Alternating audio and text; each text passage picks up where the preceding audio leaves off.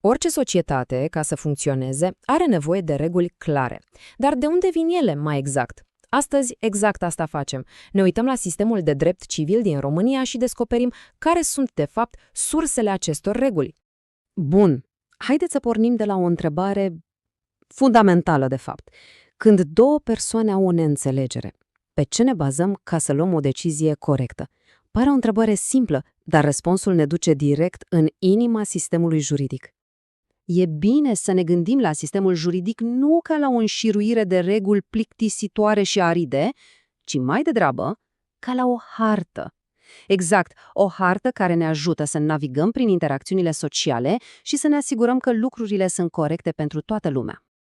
Ok, acum haideți să intrăm direct în subiect. Se tot aude termenul ăsta, izvoarele dreptului. Ce înseamnă de fapt? Păi e simplu. Gândiți-vă la ele ca la certificatele de naștere ale regulilor. Sunt formele alea oficiale, negru pe alb, care le dau putere, le fac obligatorii. Și de ce contează atât de mult? Păi, e crucial. Fără aceste izvoare, fără aceste forme oficiale, o regulă juridică pur și simplu nu există. Nu are nicio valoare. Ele sunt, practic, fundația pe care se construiește o societate stabilă, predictibilă, o societate în care știm la ce să ne așteptăm. Bun.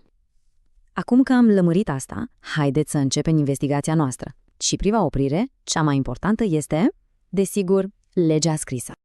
Legea, ei bine, ea e coloana vertebrală a întregului sistem.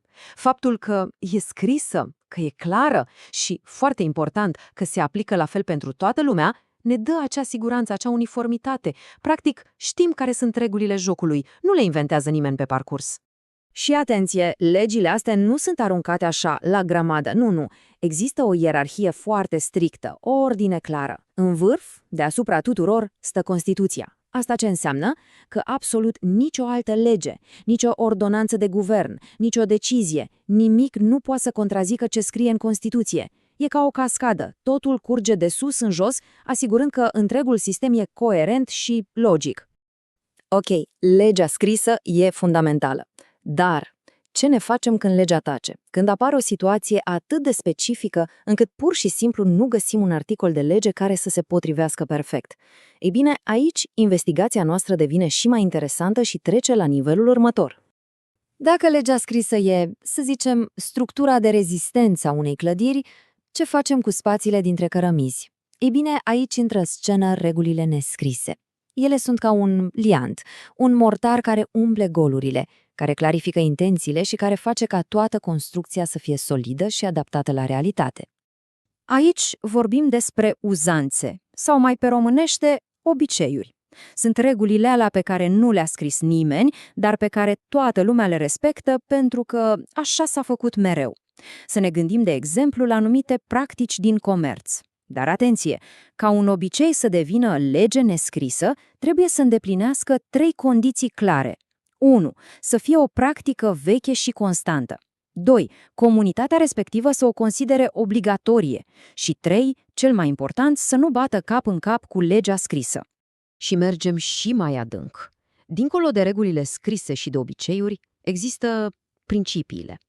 Acestea nu sunt reguli punctuale pentru situații concrete. Nu. Sunt ideile acelea mari, fundamentale, care ghidează întregul sistem. Cum spune și citatul, ele sunt de fapt spiritul dreptului. Și ce înseamnă acest spirit în viața de zi cu zi? Păi, să luăm de exemplu principiul bunei credințe. E o idee foarte simplă, de fapt. Când faci o înțelegere, se presupune că acționezi onest, corect, nu încerci să-l păcălești pe celălalt. Sau principiul legalității. Aceste idei mari funcționează ca o plasă de siguranță. Când litera legii e neclară, ele intervin și asigură o soluție corectă, echitabilă. Ok, deci avem legea scrisă, avem obiceiurile, avem și principiile, avem harta. Dar cine o citește? Cine ne ghidează? Pentru că, să fim serioși, oricât de bună ar fi o hartă, tot e nevoie de cineva care știe să o interpreteze corect. Și aici ajungem la un punct absolut esențial pentru sistemul nostru de drept. Foarte important.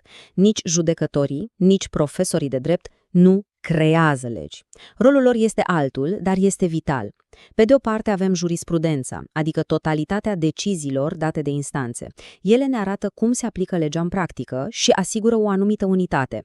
Pe de altă parte, avem doctrina, adică lucrările specialiștilor, ale academicienilor. Ei analizează, critică, explică legea și, prin asta, influențează modul în care ea evoluează. Practic, unii folosesc harta zi de zi, iar ceilalți ajută la desenarea unor versiuni mai bune ale ei. Bun, am trecut prin toate etapele. Acum, la finalul acestei călătorii, haideți să facem un pas în spate și să privim imaginea de ansamblu, să vedem cum se potrivesc toate piesele astea de puzzle. Deci, care e ordinea firească a lucrurilor în practică? Un judecător, un avocat, de unde începe? Întotdeauna de la lege. Asta e fundația. Dacă legea nu e suficient de clară sau are un gol, se trece la pasul 2, uzanțele, obiceiurile. Apoi, pentru a interpreta totul corect, se aplică principiile generale, spiritul legii. Și, în final, ca un fel de verificare, se consultă jurisprudența și doctrina. Să vedem cum au rezolvat alții situații similare. Iar în inima, în centrul absolut al întregului acestui sistem stă codul civil. Atenție, el nu e doar o altă lege, e mult mai mult. E nucleul, motorul întregului drept privat. E acel mecanism complex care reușește să pună în echilibru libertatea fiecăruia dintre noi cu stabilitatea și interesul întregii societăți. Și ce concluzie putem trage? Că tot acest sistem juridic seamănă de fapt cu un copac. Are rădăcini adânci și foarte stabile. Astea sunt legea, Constituția.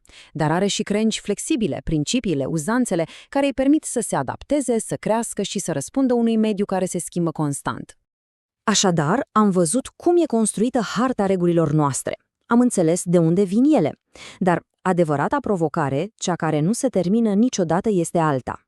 Cum reușește un sistem care, prin definiție, trebuie să fie stabil, să țină totuși pasul cu o societate care se transformă văzând cu ochii? Asta este marea întrebare care stă la baza evoluției permanente a dreptului.